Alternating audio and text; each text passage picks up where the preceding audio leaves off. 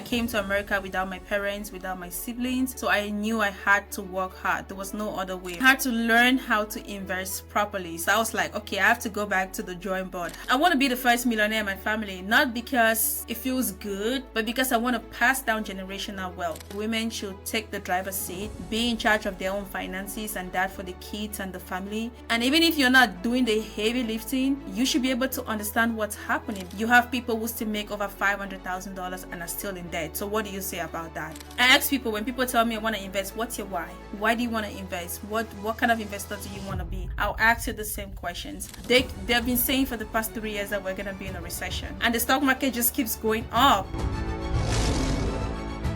Investors, welcome back to Masters of the Market. This week, I am incredibly excited to have on with me Nina from Numbers with Nina. She has a powerful Instagram. And more than that, she has been investing her way to over $500,000 after getting herself out of debt, $120,000 worth of debt that she escaped in just 14 months. So Nina, I want to welcome you to Masters of the Market and thank you for joining me. And just pass the first question right over to you and ask you about your story and how exactly you got to where you are today. Hi, Ari. Thank you so much. And first of all, I want to thank you for the opportunity for having me join your Masters of the Market. I've been watching this series and honestly, I didn't know I was going to be a part of it one day, but here we are. So happy to be here and I'm excited. Just to share my story, of course, I'm an immigrant. I'm from West Africa. Particularly, I'm from Cameroon and I moved to the US when I was 18. I came here on my own. I had to figure out life. I didn't know a lot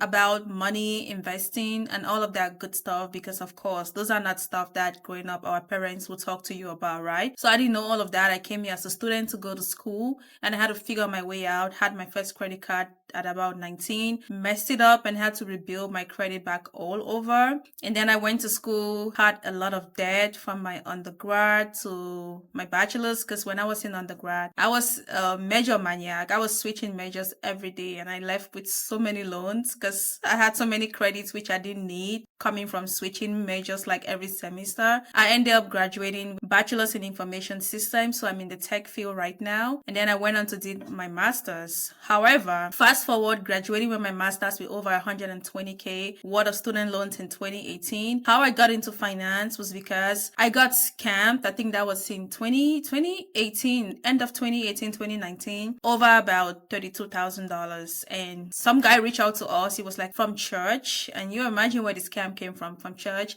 Oh, if you put your money in this, we're going to have your money invested. We're going to make it grow and you're going to get 10% returns every month that we're going to pay you back and the money is going to keep growing. And when I heard that, I was excited because I started working. I had a 6-figure job because I was in tech. I had about 32,000K. I put it into that investment. The first month I got the 10%, right? And then after that, it wasn't working. It was invested in Forex, crypto. It became a scam and everything. And I was like, oh my God, what did I get myself into? And that's when I realized that we're so many of us in that deal because it was like a pool. They pulled us and then put that money together. That's how we got scammed.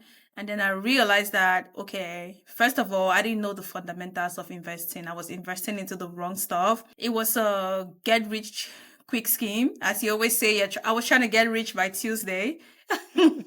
That's what happened. It was a Ponzi scheme.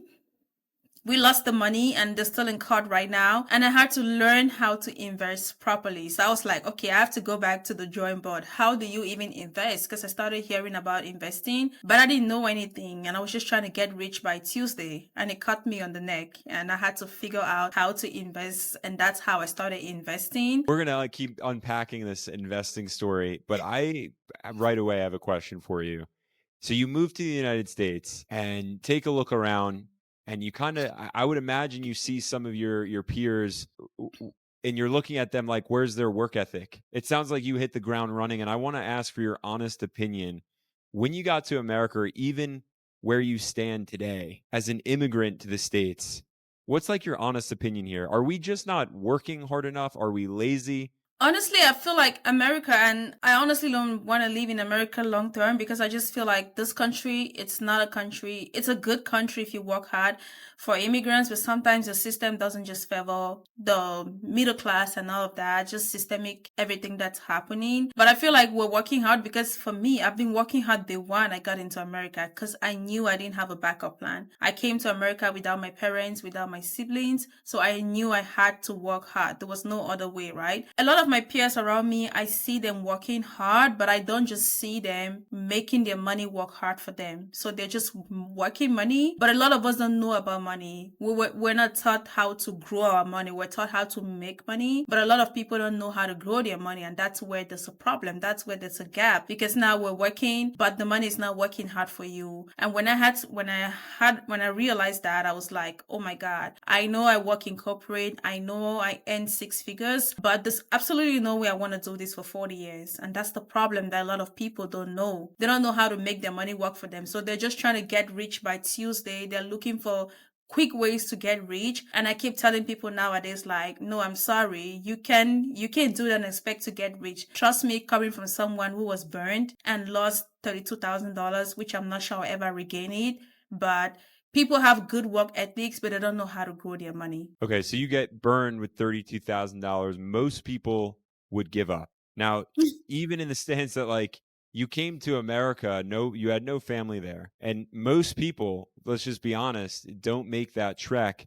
Where does that kind of fire inside of you come from? That boldness, that fearlessness, because it takes it, as you know, in investing to be bold, to be fearless, and it's not in everybody. So can we get it? Is this learned? No, definitely learned. So like when so the things when I graduated school and I had $120,000 worth of debt alongside other debt, I think my total debt was about 140 or so. So when the school reached out to me, you know how when you graduate school 6 months and say you have to start paying based on the amount I owe, $2,500 a month. I was like, what? Where am I gonna get $2,500 a loan? I mean, I'm making six figures right now. However, I am already living paycheck to paycheck because I wasn't using my money correctly. So I'm like, if I'm already living paycheck to paycheck and everyone around me is living paycheck to paycheck, how do I afford to pay student loans of $2,500 a month? So they told me I could reappeal and go by an income driven plan or just pay the very minimum.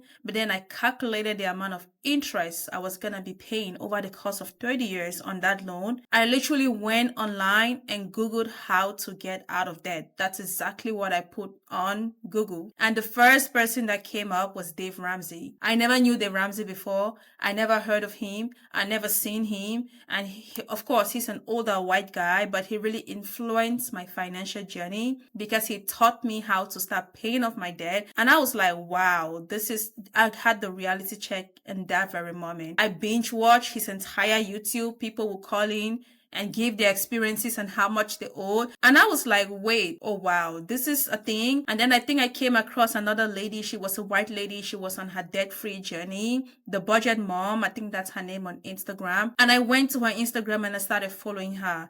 And then I realized that there's a place called the Debt-Free Community. And I was like, wait, where have I been? So there's a community like this. I started following everyone that she was following. And you know how when you follow one person, they just pop up. I started watching her YouTube videos because at that time she was going through her debt-free journey. I think of paying over $77,000 worth of debt too. So I just started. It just fired a fireball in me, and that's where I just started from, and I never stopped. And thank God it was during the pandemic where I really started paying off my debt because we're just home and we're not really going anywhere. So there was a point where I was earning like say $9,000 a month for my tech job, and I was just throwing like $6,000 a month to my debt because we were not going anywhere, and I really made it a plan to become debt free, and that's how I got really, really aggressive. And granted, I had some money in savings, almost 50K that I wanted to start a business, but thank God the pandemic hit. I took like almost $35,000 of that money and just dumped it into my debt, so that drastically cut down the debt. And then from month to month, I was paying like $6,000-$7,000, and that's how I literally paid off that debt in about 14 months. So we're gonna prove a lot of people wrong. I mean, we already are proving a lot of people wrong. And what I always see in the comments, is like, okay, you can't get out of debt that fast, or there's no way this story is true, or, you're only where you are today because you have a 6-figure income. And what I want to tap into before we dive deep into the investing talk is, before we get invested in the market and we have debt, I know some people out there have debt. Do we go for the debt first, or do we disregard the debt and start investing? So honestly, when I started watching Dave Ramsey, I was not even investing when I started paying off debt because I was strictly following his plan. I didn't know any better because I didn't know much about investing. Mind you, I was just getting into this and I didn't know a lot. So I followed the Dave Ramsey plan to go with the debt snowball method. That's the method I was using. But knowing everything I know now and now helping people to start investing and all of that, I would do both of them together because sometimes you have debt, unless the debt is like above 10%, then I'll tell you to heavily focus on the debt, especially if it's like credit cards, that's like 29-30%.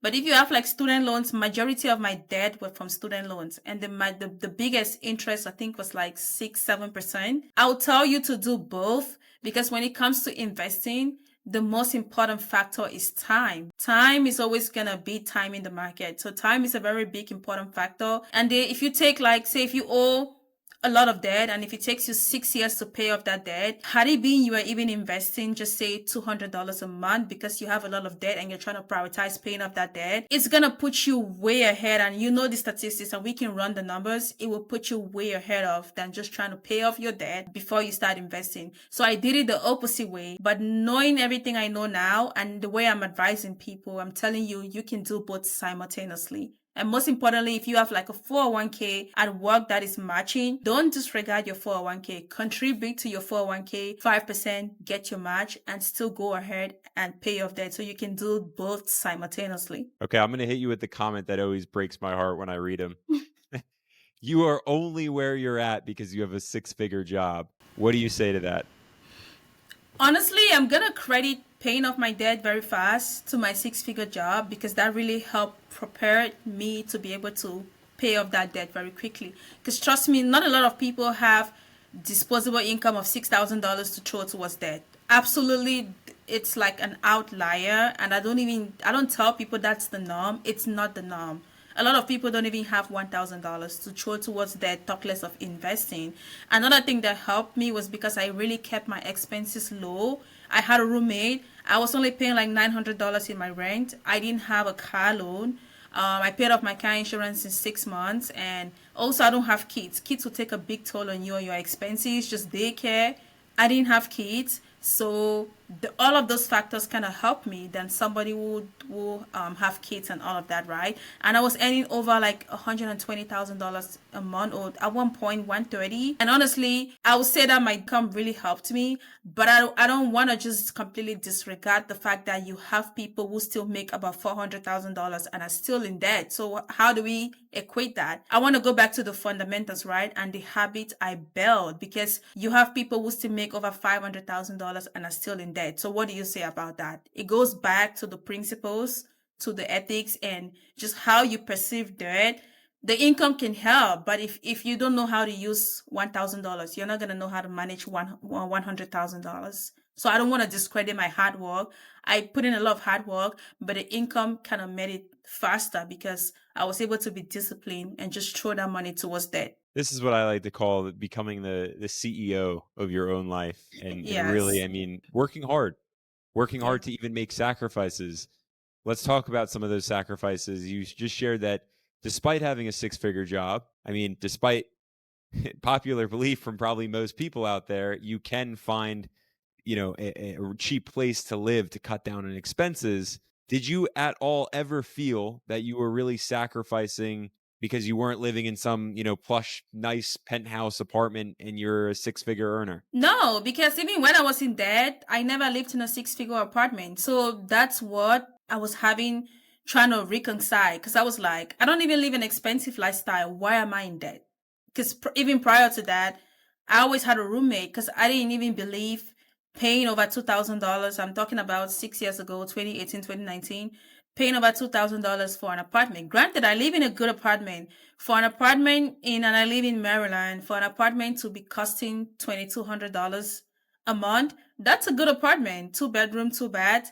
But I didn't even just see the need why I'll have 2-bedroom apartment. I had to get a roommate and split expenses, and that cost saved me $1,000 a month by just getting a roommate because each of us paid about $1,000, and then just pay the utilities. So I never saw the need of trying to live in a very luxury apartment paying $3,500. My goal, and that's why I was saving the $50,000 initially that I took some and put towards my dad, because my goal was to get into real estate. But unfortunately, the pandemic hit and everything just kind of slowed down. And so I was like, okay, I guess now is not the right time. So that's what even happened, because my long term goal, and even though I don't have the real estate right now, it's still part of my long term goal to get into real estate. But that was my plan. I was saving towards putting down a down payment to get like a condo or like maybe a townhouse, and then get some roommates so that we can split the cost and I could even save money while building equity in my property. That was my goal.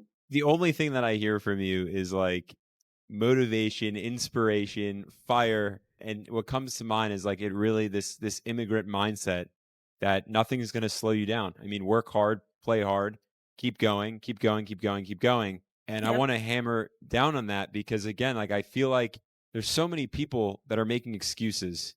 And I want to ask you, what do you think one of the most common troubles or excuses is that's out there before someone starts to invest that's thrown around way too much?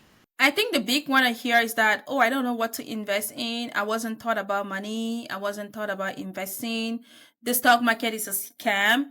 And trust me, prior to starting back into investing, after getting scammed of $32,000, I had those same beliefs. I knew the stock market was a scam because I didn't know any better. So the stock market is a scam. You're gonna lose your money. You can't retire off the stock market, and all of that, right? Because people don't know any better. Because people put the money into the wrong investments, crypto. I know people who have lost $80,000 in crypto, and now they say it's a scam because they don't invest in the right way. And I thought the same until I had to dig further, read further, watch videos like your channel, other YouTube channels. And I knew that, oh, people actually get rich with the stock market. So those are the kind of misconceptions that people have right now because they don't know any better, or they just make excuses as to why they are not investing. Okay, so let's jump into this investing talk. And I'll toss the first question in regards to investing over to you. How does someone, whether a beginner investor or even someone maybe with a couple years under their belt, but really hasn't grasped the investment strategies or that long term outlook, how do they approach the stock market? So, in complete transparency, I would tell them to start the way I started. So, even the way I started investing, when I was ready to start investing, I read The Simple Path to Wealth by J.L. Collins. And he talked about just focus on index funds, broad based, low cost index funds, and ETFs. And in his book in particular, he talked about VT stocks, and that's where I started investing. And I think that's the best for every beginner. Even right now that I have individual stocks in my portfolio, I only invested in VT stocks for 3 years straight. And that's why at one point I accumulated over 800 shares of VT stocks, because that's what I started with. I was putting in like $3,000 every month on the 27th. And the reason why I picked the 27th, because that's just my day of birth. I was putting in the DCA $3,000 every month for into VT stocks, whether the market was up or down. I just kind of automated it. So, and I loved it because it tracks the entire stock market. If you want to go the index fund route, you can go with VTI. That's the ETF of VT stocks. And right now, it's still a good shield for me because even though I kind of trim down, I love it because it's like the mother of my portfolio, and then now I have the baby. So that's how I look at VT stocks. VT stocks is like the mother, shielding my portfolio from any like downturns. It will do well because you have large cap, mid cap, small cap in VT stocks, and it's tracking the entire stock market. So even when people are talking about Tesla is going up, Nvidia is going up, I'm not even clinch if I don't have those because I know that it's covered in VT stocks. Those are part of the Mega 7. And even with small caps that are doing well, I'm not too bothered because I know that they have portfolio managers managing that particular portfolio. And if anything happens, they're going to do the reshuffling for me. So I just sit back, lay back, and I know that that is kind of helping me shield from any risks that I might be taking with my individual stocks. So I would tell anyone, start with a good broad base index fund or ETF, and I always go with VT stocks, VTI, or VOO. That's it. Start from there, and then you can work your way. So it sounds like you built yourself a solid investment foundation. VTSAX there, or as you just mentioned, even a VTI or a VOO. So build that foundation. Then you also shared that you have some individual stocks. So before we talk about those individual stocks, I'd love to know how you personally classify yourself these days as an investor. What type of investor do you think you are? So, because I'm 33 right now, and I feel like I'm old, but I still have a lot of time, honestly, because I'm not in my early 30s. I'll consider myself, because when I started dabbling into like individual stocks, I made a lot of mistakes, and I've watched them on your channel. I fell for some dividend traps, which I had to eventually sell out of them. And then when I started reevaluating and watching more videos and reading more books, watching more podcasts, I was like, I want to term myself as a dividend growth investor, because that's what I really want to be. And that's the strategy I want to follow. And that's why I've really been assessing my portfolio right now, that am I really following a dividend growth strategy? Because when I started dabbling into individual stocks, I fell for those traps and I realized them. And I was like, oops, I'm selling out of these. It's going out. Even if I'm losing, I cut my losses, ripped the band-aid off. And I was like, okay. But right now, my strategy is a dividend growth investor. That's the strategy I'm following. Okay, so a dividend growth investor. And in terms of your portfolio, how many individual stocks do you have in there? And if you could name maybe the top, 2 or 3 holdings that either you love, that you're currently really focused on, or that are just the largest holdings in your portfolio. So right now, the way my portfolio is constructed, I do have the largest holding, which is an index fund. Also, it's VT-SAX. So VT-SAX is at the top because, like I said, I was DCA into VT-SAX for 3 years straight. So I really built out a huge portfolio. And mind you, I was DCAing about $3,000 to $4,000 every month. So it really grew. And right now I have SCHD, which I kind of love. It's like the next ETF I have in my portfolio. And then the rest of them, because I have like about 3 different investment portfolios, right? I have one with Vanguard. So I'm talking about the Vanguard one. I have another one with M1 and then with Fidelity. But I'll just go with the Vanguard one. So with Vanguard, I have VT-SAX at the top. I have SCHD. And then now I have about 17 individual positions, which I'm trying to trim down. So I think the top of them, I know I have United Healthcare, I have Visa, I have Waste Management, I have Main Street, I have Broadcom, I have CRM Salesforce. I think I also have, I mentioned Visa already. Yes, I do have Visa. And I have Vici and I have SPAG. That's just a couple of them, but there are about 17 of them. And I got to ask, when it comes to someone constructing their portfolio, this is a hot topic, a hot debate. How many stocks should be in a portfolio? Because I know it ranges. For me, I like to think that less is more, but then there are investors out there who think that, well, more is more, right? And if you invest into, 80, 90, 100 plus stocks, this is going to be 10x better for you. What are your thoughts on that? When I started 2 years ago dabbling into individual stocks, there was a point where I had about 65 of them because I was just picking anything. The Verizon, T-Mobile, so many different companies, all of the huge traps, AGNC, and all the ones that I didn't even need because of the high dividend growth. But then I realized I was stretching myself too thin. And I was like, okay, I'm not seeing a good growth on the portfolio and a return on investment. And I had to start trimming down. Right now, I have about 30 positions across all my different brokerages. But I feel like a good number to me is like with the amount of money I have invested, which is about 500K, I want to be like between 25. Even if I can get it down to 20, that's good. But 25 right now, and I'm still working my way down. It's currently sitting at 30, but I'm hoping to cut it down between 20 and 25. And if I sit at 20, I think that's a good number for me. And that's including the index fund, the ETFs, and the individual stocks. Because now, especially when you're not somebody who know how to read fundamentals or who understand companies, how do you manage 60 companies? Like, it's not possible. And having a full-time job and keeping track on them, keeping track on the matrices, keeping track on the market, keeping track on everything that's happening, listening to the earnings calls, deep diving into the companies. Trust me, if you don't have that tough background, you're not going to be able to pull through and they will not perform well. So After trimming down, I see a better performance in my portfolio, and I even see better dividend growth, and even the growth is way better than when I had 65. So I've trimmed down about 35 positions. And how long did that take to trim down?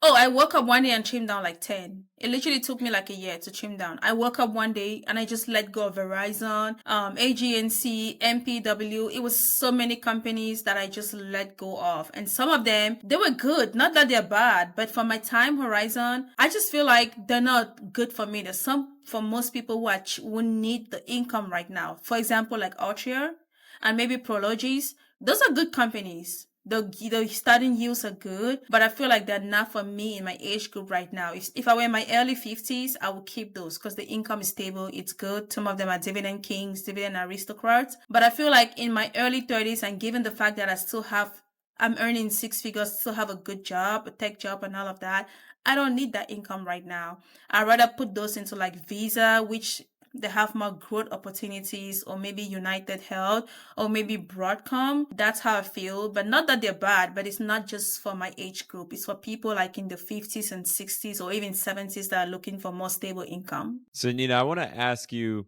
when it comes to a yield range, because it sounds like very similarly to me. Like at one point when I first started investing, it was like, oh, yeah, dividend stocks. Like you need good yields. Good yields equivalent to higher yields. And then all of a sudden, like I had this massive switch, this moment where I was like, okay, wait, just like you shared, it was like you kind of look at yourself in the mirror and it's like, I'm a younger investor. I have decades worth of time to go. And so it makes more sense to go growth. For me, I have like my sweet spots of a dividend yield. I'm curious to know yours. To me, anything from maybe 1.3 to 4 for my age group right now, it's good for me. I honestly don't want to over push myself to the 6, 7. At one point, I used to have JP, JQ as well. They're like in the 6, 7, 8 ranges, and I sold out of them as well. So for my age group, and given the fact that I'm a risk taker. So I want to be between the 1 point and anything between 1 to 4. I don't want to go above that. And that's why even like realty income, it's like in the 5 ranges right now. I'm thinking of selling off of that and pushing that into like my Lockheed. Another position I just started was Lockheed Martin. I want to push that into those positions because I see that they're going to grow more. So that's my range right now. I'm comfortable with that. Even if I'm just making, say, like based on my portfolio size, even if I'm making like $200 averagely on a month, I'm fine with that. But right now, I'm already averaging about $400 and I'm almost at $500 a month averagely, but I'm totally fine with that. Even if it's just 200 for right now, I'll keep building. So let's say you're on the lookout for new stocks.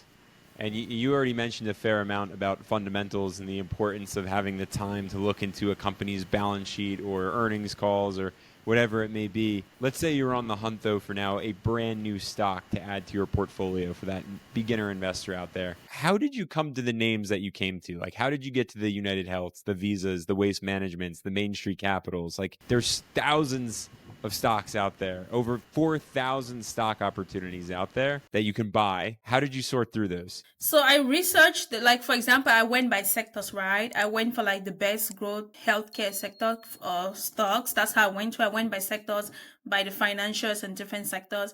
And then I also used the Seeking Alpha app. I kind of used it too. It kind of helped me a lot to really like be able to streamline and look, because honestly, I don't even feel caught enough to even talk about investing because I don't know how to properly even research a company right now. I'm still learning. So I had to go there and look and watch videos on how to research companies, on how to read stocks, because I didn't even know myself. I'm learning because no one is around me is doing this. I had to figure out everything on my own. So I had to go there, and good thing, an app like Seeking Alpha has made it easy for you. You can go on there, even if you don't know a lot, you can be able to read the balance sheet, the income statement, the cash flow to see how it's reporting and to see the dividend payouts, the FFO, and all those different metrics that it's tracking, right? The dividend yield, the growth rate, all the stuff. So that can really help me to start doing my own research to see what I want to invest in. And I know like a big sector right now is the AI sector and the semiconductors. I had to go there and like look for the good companies in there. At one point, I used to have the SMH. It was an ETF fund and it was tracking all the semiconductors.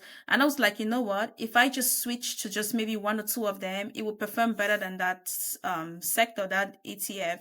So that's why I started doing my own research. And then I remember remember I talked about Blossom. Blossom is really helpful too because it's an investing platform. It's very helpful too because you have input from other investors on there talking about these different stocks, and you can use that information to make your own research and decide on how to go about what you decide to invest in. But I always say don't just trust YouTubers, don't trust people on Blossom. Try to know how to do your own research, try to know how to read the fundamentals, try to know how to analyze companies. And I really use Seeking Alpha. Seeking Alpha has helped me a lot to improve on my analyzation when it comes to companies. I love that you mentioned that. Don't just rely on YouTubers, and that's coming from one now. So don't rely on YouTubers. And Yes. then you went to the next step there and saying like do your own due diligence. That's incredibly important. But there is in fact a sea of YouTubers or even the Jim Cramers of the world, or there's just there's it's almost information overload. And so from someone who was in your position, I'd love to know how you kind of sorted through which influencers you can follow and have a little bit more trust in and which ones you weeded out. So for me, first of all, people that love to talk about the hot stocks and just like I'm a long-term investor, so I'm first of all going with that route. I'm going through the long-term route, but channels that are just like quick to just push people for like the hottest stocks and all of that, and not really teaching people how to first of all understand what kind of strategy they want to take, what kind of investor they are, and just like really going back to the basics. The fundamentals are so key, and just kind of channels I don't relate with them. And that's why I have particular YouTubers that I look up to. Not that I'm strictly following what they're saying, but I can relate to them because these are people who are going back. Let's go back to the playground from the very beginning. What do you do as an investor? Because a lot of people don't even know where to start. But when you have channels that are just pushing you like Nvidia on you and all these hot stocks, because that's what's hot in the market right now, Tesla, and not really teaching people how to truly know the fundamentals of investing and the strategy and why they are even investing in the first place, I don't really relate with them. And that's why, like, for the news, CNBC, they just there for the clicks and they just want to like put people on hot seats and so that people should be scared of investing and don't know how to invest. But I'm like, it's not that serious. And I don't even follow them. I'm like, don't pay attention to CNBC because they've been saying for the past 3 years that we're going to be in a recession. That's what I've been saying. And the stock market just keeps going up. Everything is going to drop and it keeps going up. So do your own due diligence. And even if you're following YouTubers, you have to be very careful with the YouTubers you're following. Don't follow YouTubers that are just pushing stuff on you for clicks, for views, and all of that. Follow people who really who have a heart for the people and are very making sure that you're going back to your strategy, which is very important, knowing the fundamentals and knowing your why. Because I ask people, when people tell me I want to invest, what's your why? Why do you want to invest? What kind of investor do you want to be? I'll ask you the same questions. And if you can't tell me, you're not ready to start investing, or you're just trying to like follow a get rich quick scheme, and it doesn't happen that way. Can I ask you your why? Yes. My why? Because I just want freedom. Because of course I said I'm in the tech sector, right? I don't want to work corporate forever. And given the fact that I'm coming from an immigrant background, I'm an immigrant and I came to this country when I was 18. Nobody in my family has ever invested. My mom doesn't even know what a stock is. She doesn't know the definition of a stock. She doesn't know. My dad doesn't know that. And I want to be the first millionaire in my family, not because it feels good, even though it's going to feel good, but because I want to pass down generational wealth. My parents are still working. My dad just turned 70 this year and he's still working. My mom is about to be 66 next week and she's still working. They cannot retire because they came to this country so late. They don't know about investing. They don't know about building wealth. They don't know no knowledge in that. And they're still working into their 70s. And I feel so sorry for them. That's what it is. And I'm advising young people, take investing seriously. Take retirement seriously. Because I want to retire early. When I tell people I want to retire when I'm 45, they're like, what? What do you mean? How are you going to do that? So they don't know it's even a possibility. And looking at a lot of older people around me still working. I know this lady that I personally know. She's like 78. And she still goes to work. She works part-time, even though it's just 3 days, but she cannot retire because there's no money. She didn't save for retirement. There's no money. So that's my why. I want my time freedom. I just want options freedom. I don't want to be in corporate forever because it's not something that I desire. It's good, but I want to make money from there and invest so that I can buy back my time and do whatever I want to do with my time. So I just want the time freedom, most importantly. When I get the time freedom, everything else will follow behind. So that's my main goal. I have so many questions. First of all, investors, comment down below with how powerful and inspiring you think Nina is, because I'm sitting over here just in awe. Some of the questions sometimes that I have that come towards me is, I'm nearing retirement. Is it too late for me? That's always a hard question to answer. The obvious answer is it's never too late. And again, if you say you're nearing retirement, so that means that you should probably be in your early 60s. And depending on how much you have, I would just tell you to just start, if you're able to, because I know most people that like in their 60s, or of course they have older kids, the kids are really like married, settled, they're not having a lot more responsibility. Most of them have like paid off houses. I'll tell them to start investing aggressively if you've not already been doing so. And also when you're nearing towards retirement, you're towards your highest earning potential. Like you're probably making, if you were not making six figures at the beginning of your career, you're probably making six figures at that point because of experience, time, growth, and all of that. I'll tell you to take investing very seriously. Even if you want to go ahead and invest in high growth dividend players, that's fine because you're already nearing retirement and you need that income. So you can go ahead and just put as much money as you can into the market. So that can help you. And I always tell you, it's better to end up in retirement with $300,000 invested than nothing, as some people have. It's better because it might not be a lot, but it's better than nothing, having zero or just not having any retirement. Just start now. Start today. So, Nina, both your parents are working right now, and I'm sure you've had an investing conversation with them.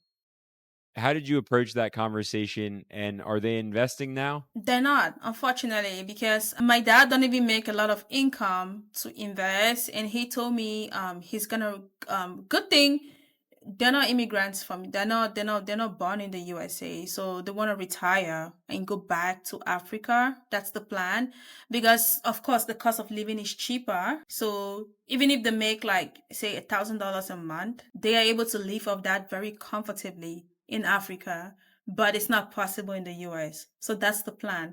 So they're gonna retire, and I'm already talking to my siblings. So we put them on a monthly allowance that we have to support them. Most immigrants, I don't know if you can relate, but we are our parents' retirement plan. We have to take care of our parents, unfortunately. That's how we grew up. That's what we saw.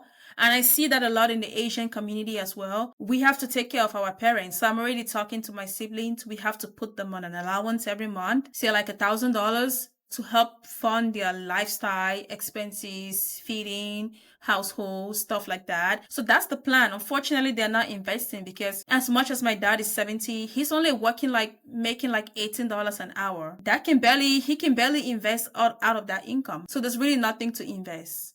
And he's planning to retire. So that's the plan. So with whatever money he has, he's gonna go back, and then myself and my siblings, we're gonna fund the retirement. So that's the plan for them. I want to march in now a different direction. And at least for me, when I look across YouTube, I don't really see any women in finance that are out here making it happen and sharing their journey and helping just on the front of what I like to call like the financial trenches, helping investors invest.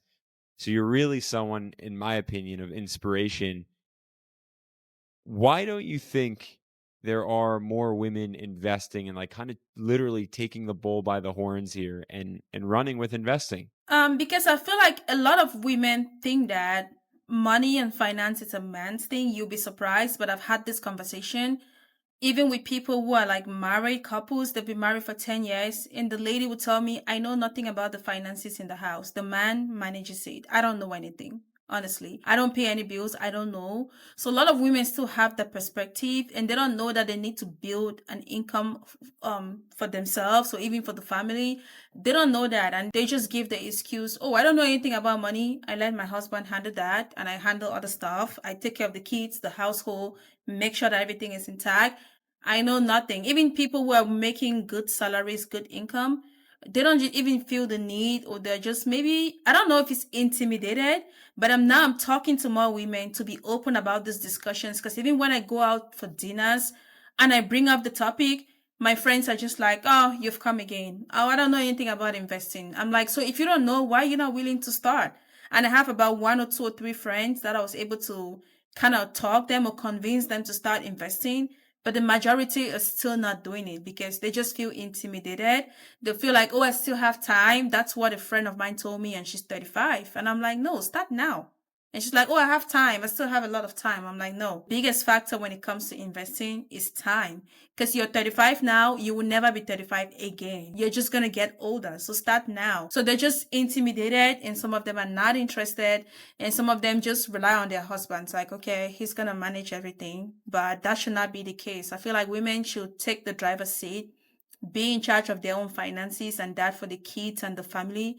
And even if you're not doing the heavy lifting, you should be able to understand what's happening because anything can happen. And this is a true life story. I know a friend personally that lost the husband in a car accident, and she knew nothing about the finances in the house. She didn't know, she had access to nothing. She knew nothing, and everything had to go to probate. And now she had to go into a crisis because they had 3 kids.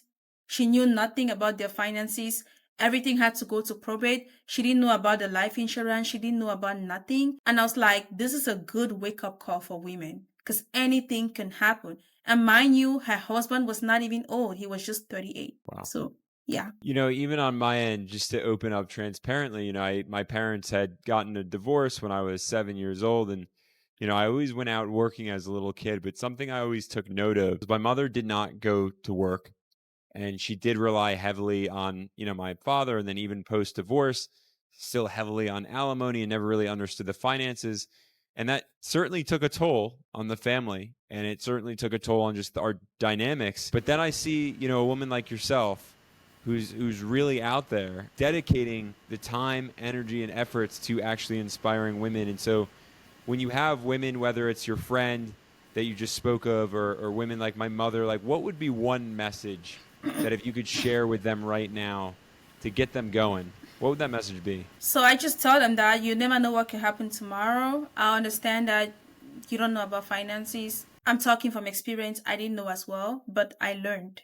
I had to put myself in the driver's seat. I had to take charge. I had to become financially literate and learn. So if there's anything can happen. And I know people who have gone through divorce and had to start back all over because they didn't have a strong financial foundation. So just go ahead and start, if not for anyone, but for the sake of the kids you have, because it's going to have an impact on these kids. These kids will suffer because of lack of financial education.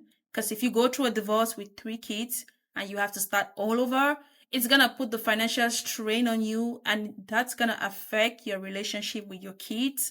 It's going to affect how you behave with those kids. It's going to affect how you interact with those kids. It's even going to affect their living conditions. Because imagine, and I know someone personally, not that I heard of, that went through a divorce and had to start all over, and they had a house and they had to downsize, sell the house.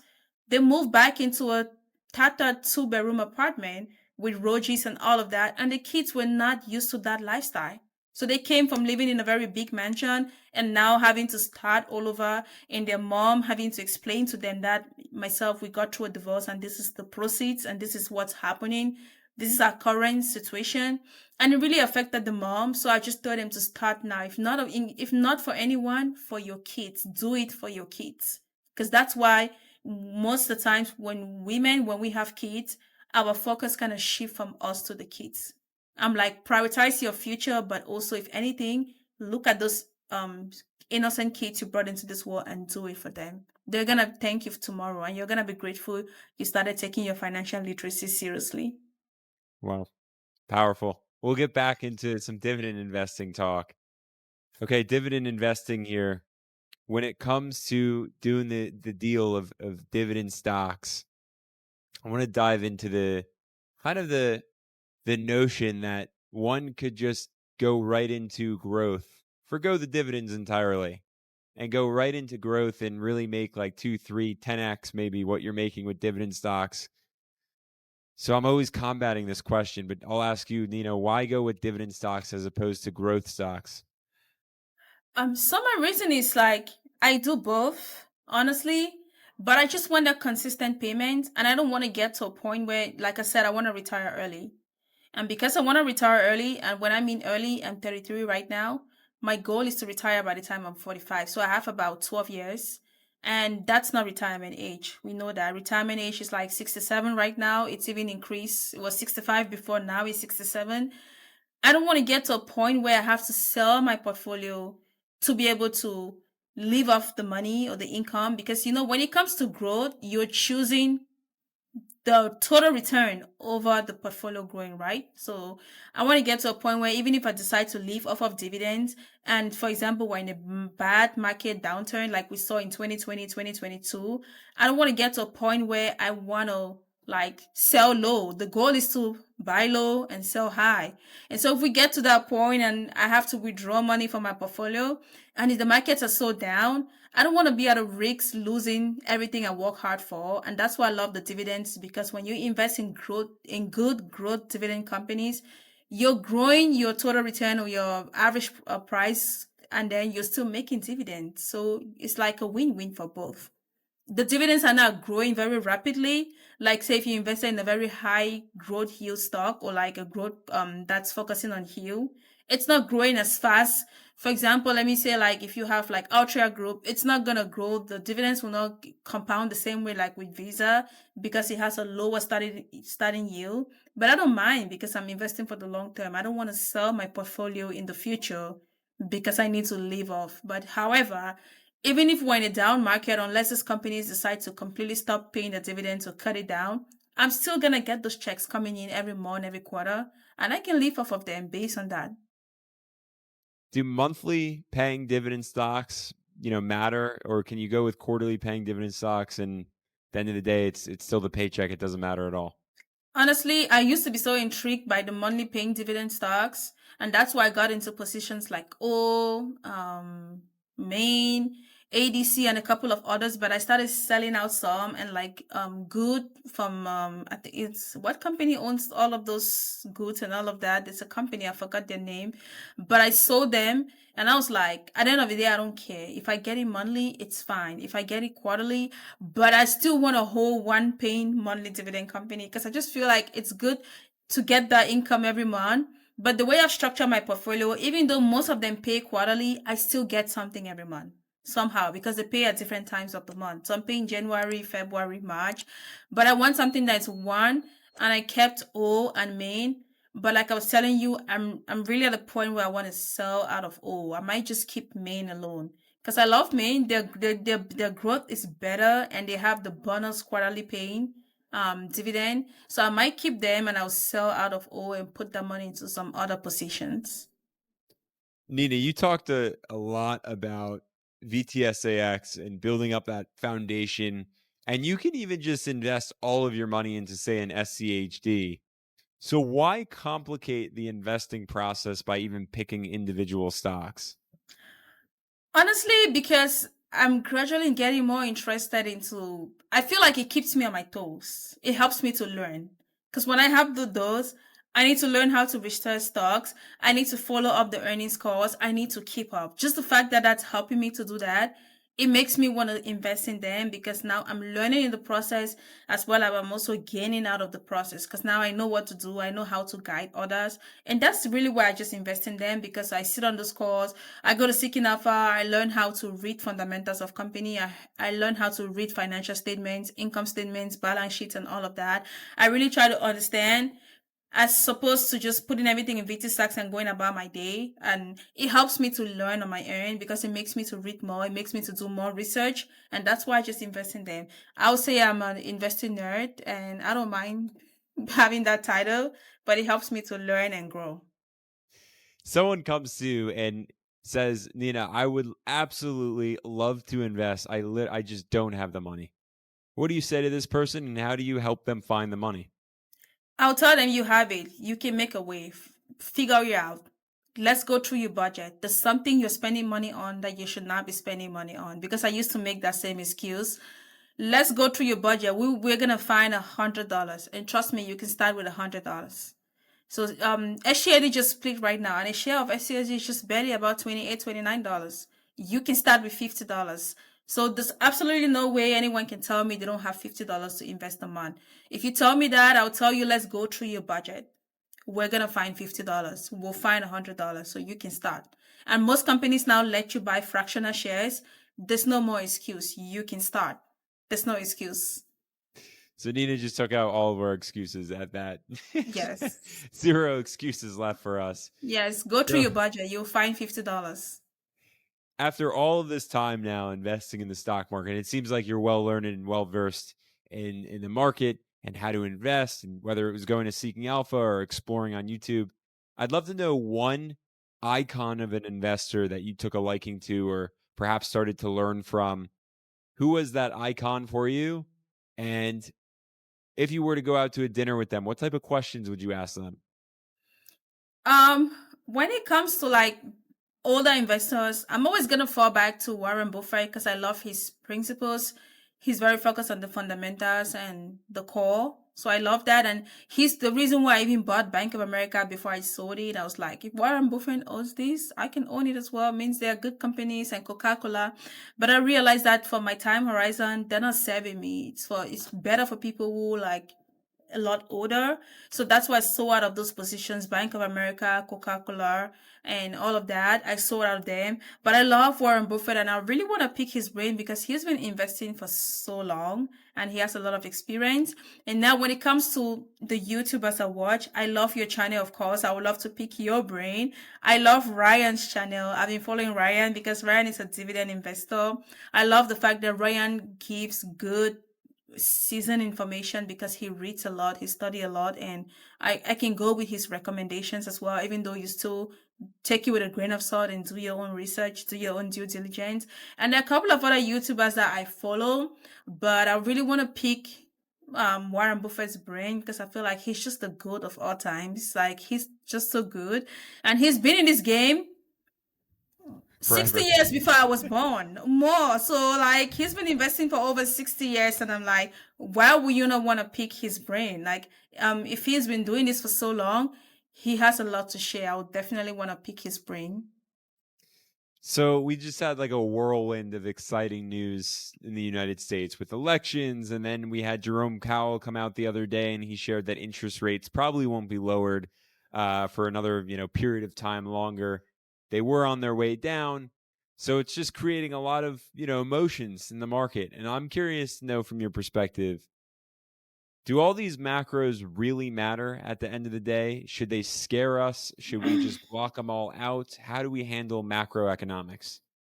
I mean, they're important. I'm not gonna lie, they are important. But I always tell people, and also there's this favorite YouTuber that I love him as well. He's Indian. What's his name? Oh my God, he has the Minority Mindset channel. I forgot his name. Jasprit. Yeah, I know he's him, yeah. like, yes, focus on your house and not what's going on at the White House, and I agree with that. Like at the end of the day, if you have a strategy, I don't care what's in power, whether it's Warren Buffett, whether it's Hillary Clinton, whether it's Kamala, whether it's Trump, focus on your strategy. If you're DCAing investing, if you're dollar cost, keep doing that. If you decide to be a growth investor, keep doing that. Just focus on your strategy because at the end of the day, that's the only thing you can control. You can control what you're investing in. It's your portfolio. You only have control of that. You don't have control of what's going on with the CPI index. You don't have control of what's going on with Jerome Power. You don't have control of any of those things in the White House at the end of the day. So focus on your house, which is your investing portfolio. That is my house.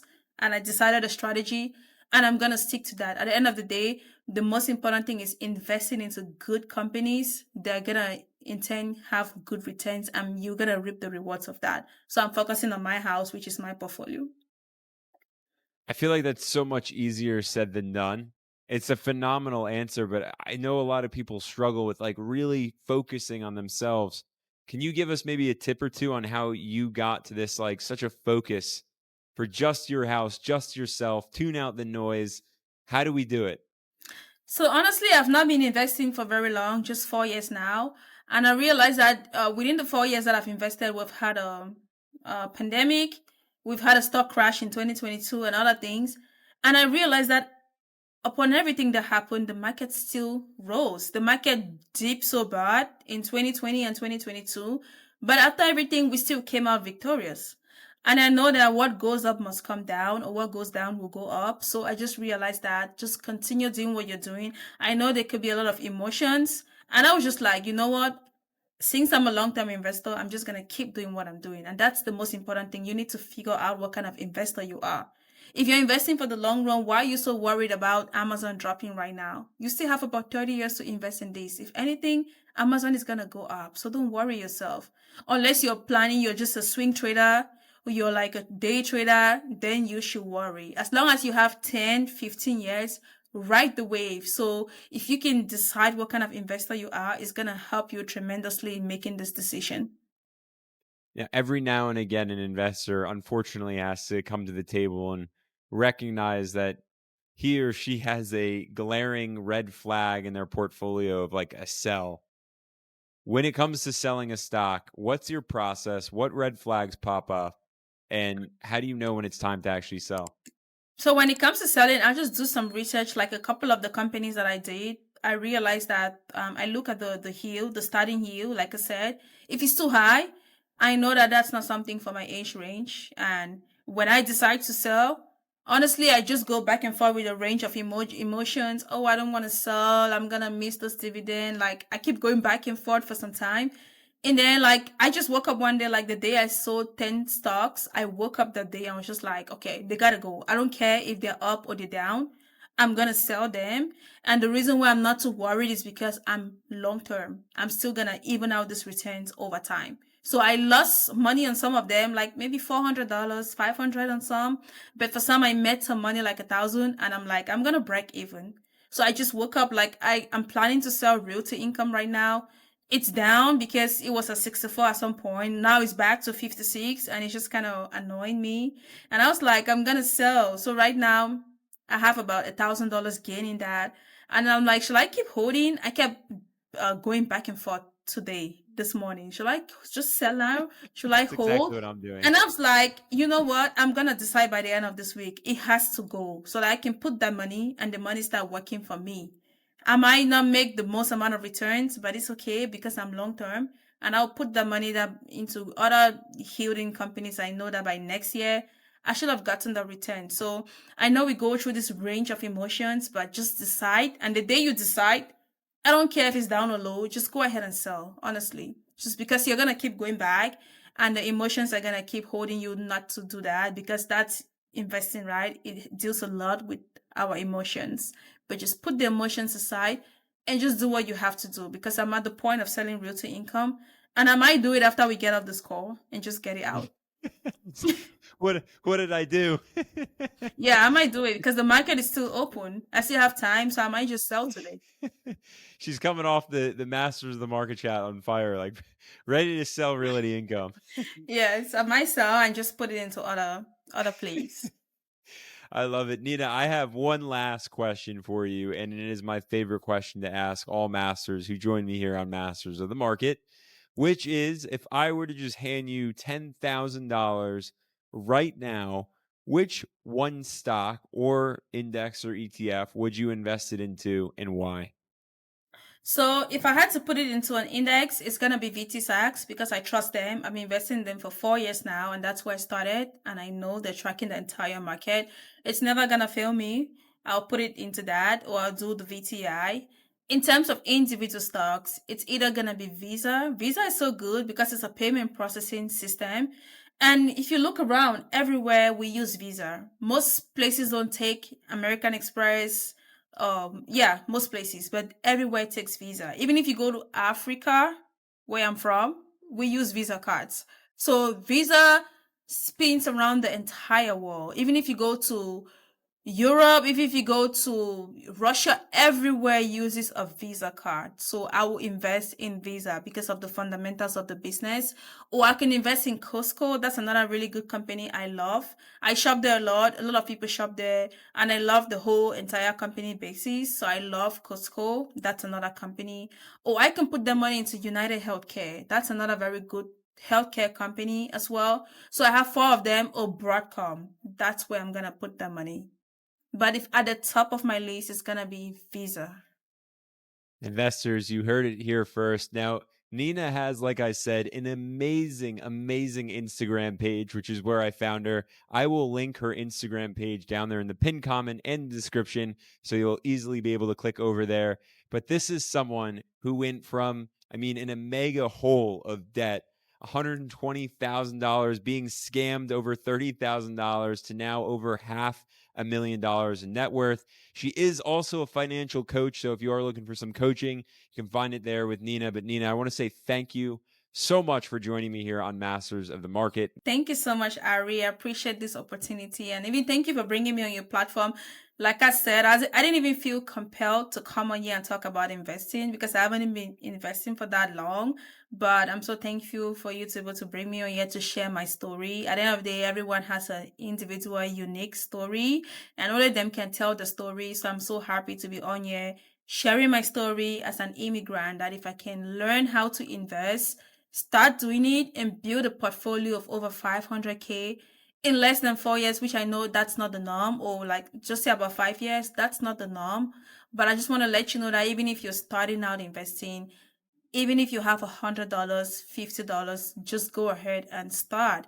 Once you start, you're going to find more money or ways to increase your income. Once you see your portfolio growing, it just gives you that boost to find a way to make more money to invest. Trust me, once you get to that level, you can find a side hustle. You can do anything. You can reduce your expenses so you can find ways to make more money so that you can grow your portfolio. And if your goal is financial stability or maybe to retire early one day like me, then go ahead and go for it. But I just want to let you know that it's possible, it's doable, and I can definitely share a little bit, one or two tips that I've learned along the way. So I'm here. Thank you so much, Ari. I appreciate this opportunity.